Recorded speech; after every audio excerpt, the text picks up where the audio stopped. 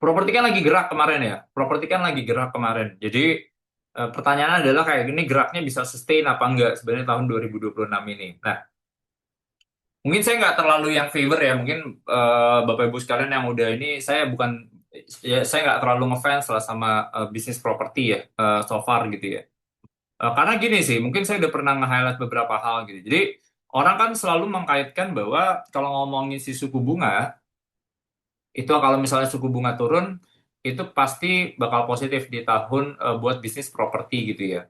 Pertanyaannya adalah, kayak kita udah pangkas 150 basis point lagi, kira-kira masih bisa turun lagi nggak di tahun 2026 ini? Masih bisa, at least kalau kita lihat Bank Indonesia itu masih bisa pangkas sampai 50 basis point.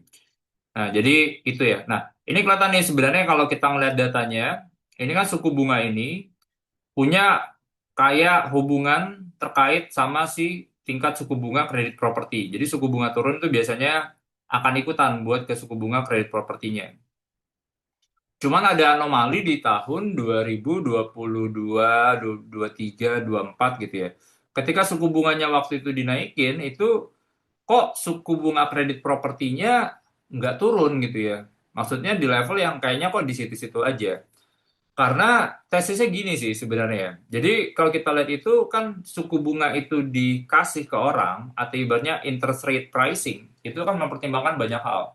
Salah satunya adalah kayak probability of default dari si customernya ini misalnya atau sektornya ini. Nah, di sektor properti ada kayak masalah structural gitu ya. Zaman-zaman ini purchasing power belum balik, uangnya belum balik, income rata-rata ya mungkin relatively flat gitu ya, ikutin inflasi, nggak ada uang buat bayar. Resikonya lagi tinggi, NPL-nya lagi tinggi. Nah, makanya kayaknya, wah, ini kita nggak bisa ngasih turun yang lebih rendah karena resikonya juga gede. Nah, itu yang kenapa kalau kita lihat dari sisi bunga kredit properti itu masih belum kemana-mana gitu ya. Nah, jadi itu yang sebenarnya jadi pertimbangan ya.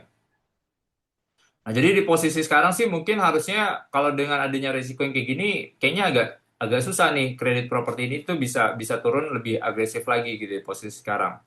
Penting Pak, penting banget gitu. Karena orang beli rumah, kalau kita lihat datanya tuh 70% tuh semuanya pakai pakai kredit, pakai mortgage. Nah, orang kan selalu ngeliat gitu ya bahwa, oh Pak, kan ada 3 juta rumah, itu harusnya bakal positif nggak? Nah, ini kalau kita lihat itu kan sebenarnya kemarin ada banyak insentif lah. Kita tahu banyak insentif buat di properti ya kemarin ya. Insentif PPN itu 0%. Dikasihnya panjang bahkan sampai 2027. BPHTB itu di penghapusan pajak BPHTB itu jadi 5%. Nah, itu bakal positif gitu ya. Terus ada 3 juta rumah sama yang 2 juta di desa, 1 juta perkotaan itu pasti bakal positif. Cuman intinya ini bukan segmentasinya yang kayak kita ngomongin BSDE, Sumarekon, dan lain-lain gitu ya. Karena ini targetnya tuh buat yang MBR, masyarakat berpenghasilan rendah gitu. Jadi sebenarnya nggak akan terlalu berpengaruh. Kita tahu sih sebenarnya kalau buat di Indonesia tuh kayak orang yang belum punya rumah tuh banyak, backlognya tuh lumayan gede gitu ya. Nah, cuman membuat segmentasinya masuk ke segmen yang Ciputra, BSD, dan lain-lain enggak. Karena bayangin itu harga-harga rumahnya tuh 200-300 juta gitu ya. Jadi segmentasinya si Ciputra, BSD, dan lain-lain itu kecil banget ya buat di situ ya. So itu nggak terlalu meter sih. Nah, pertanyaan adalah gini sih, maksudnya kalau orang invest properti kan mindsetnya ada dua sebenarnya. Ini kalau kan kita ngomongin investment ini banyak lah ya. Real asset, financial asset, saham, obligasi, real asset misalnya kayak komoditi yang physical, komoditi yang model futures. Salah satu adalah properti. Propertinya pun turunannya banyak.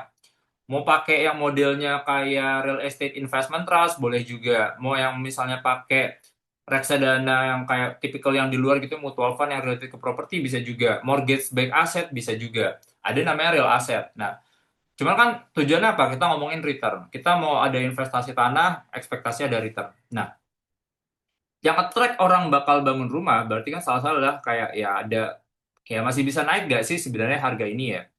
Nah, kalau kita ngeliat datanya, itu sebenarnya harga yang indeks properti residensial IHPR itu kita ngeliat dari sisi year on year growth-nya itu udah kelihatan nih slowing, kayak melambat gitu. Jadi somehow ini ngasih sense juga bahwa wah, ini kalau saya taruh punya 10 miliar gitu ya taruh di properti harganya kayaknya nggak akan yang naik-naik banget gitu ya. Jadi ini yang sebenarnya saya agak agak ini juga ya, maksudnya jadi eh, investment ke sini agak-agak lumayan susah. Makanya saya selalu pecah tiga nih. Orang beli properti itu kan tiga sebenarnya kan. Intinya buat kayak ada capital gain gitu ya. Susah nggak? Susah. Karena harga properti kita tuh udah naik banyak gitu ya. Kita bandingin tahun 2012 sekarang sama posisi sekarang tuh naiknya udah lompat berapa kali lipat gitu ya. Kita bahkan kalau comparing ke regional pun harga kita mahal gitu ya, harga harga properti kita mahal. Jadi orang mau taruh di sini udah high base, udah susah. Plus alternatif investmentnya banyak sekarang. Kripto lah misalnya, atau misalnya kita mau ngomongin ada private credit lah misalnya gitu, atau kita mau masuk ke venture capital lah misalnya, public market gitu ya, mutual fund gitu ya, banyak structural derivatif dan lain-lain. Jadi pilihannya banyak nih. Nah, ini lewat. Nah, kalau kita ngomongin kayak properti buat misalnya recurring base gitu ya, investment, kayaknya investment return-nya agak susah sih, bisa di atas 5%. Mentok-mentok kayaknya 4 sampai 5% ya. Simple kalau kita coba lihat aja, misalnya rumah-rumah sekarang, ya gitu yang kayak kita beli, market value-nya, misalnya kita market value-nya, kita bagi sama mereka punya annual rate buat dari sisi sewanya misalnya. Paling rumah misalnya kayak contohnya rumahnya 2 miliar gitu ya. Ya mungkin kita lihat kayak setahun rental tuh 80 juta, 100 juta gitu ya. Berarti kan per ini ya mungkin sekitar 5 sampai 6 juta gitu ya. Berarti itu minnya cuma 4%, 5%. Ya, alternatif yang lainnya ada gitu ya. Kita taruh di obligasi misalnya kayak double A aja.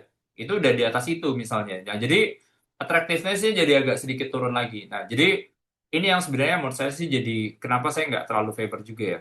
Nah, kalau kita ngelihat dari sisi posisi yang sekarang gitu ya, nah salah satu proxy buat ngelihat apakah perusahaan itu bisa tumbuh apa enggak buat properti, itu salah satu adalah namanya marketing sales. Marketing sales itu nanti mereka beli DP, oh saya mau ini ya, saya DP gitu, marketing sales. Ntar udah dikerjain, udah serah terima kunci, baru jadi accounting sales namanya.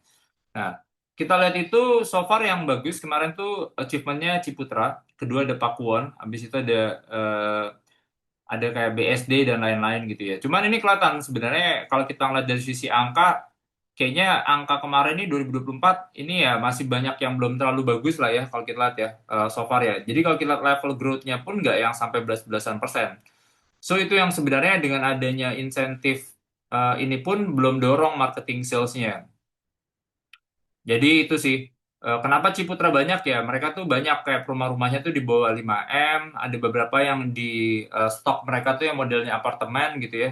Cuma kalau BSD itu nggak mau masuk sini gitu ya. Pakuan ya so-so lah. Em, ini cuma ngasih breakdown aja bahwa kalau kita lihat secara breakdown itu orang masih beli rumah itu berdasarkan KPR itu 70%.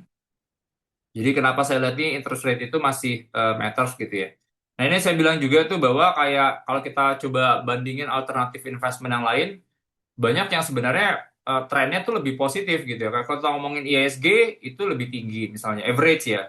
Mungkin 3,7. Yield obligasi lebih ini lagi, lebih stabil lagi. Jadi kayaknya mending kayak gini kita nggak pusing masalah liquidity, kita nggak pusing masalah kayak pajak misalnya. Jadi attractiveness-nya jadi agak sedikit ini sih. Jadi itu ya, kalau ini perspektif saya ya teman-teman ya. Teman-teman nanti coba dulu saja kalau punya perspektif yang berbeda. So kalau kalau misalnya cuman kalau pengen-pengen punya exposure gitu ya buat ke properti, saya believe kok Pak ini harganya harusnya bagus gitu ya. Ya kalau misalnya boleh ini teman-teman boleh lihat BSDE itu menurut kita positif ya. Karena di posisi sekarang ini ya kalau kita lihat BSD itu dia ada banyak, salah satunya adalah BSD yang City yang 3. Ini yang satu itu kan luasnya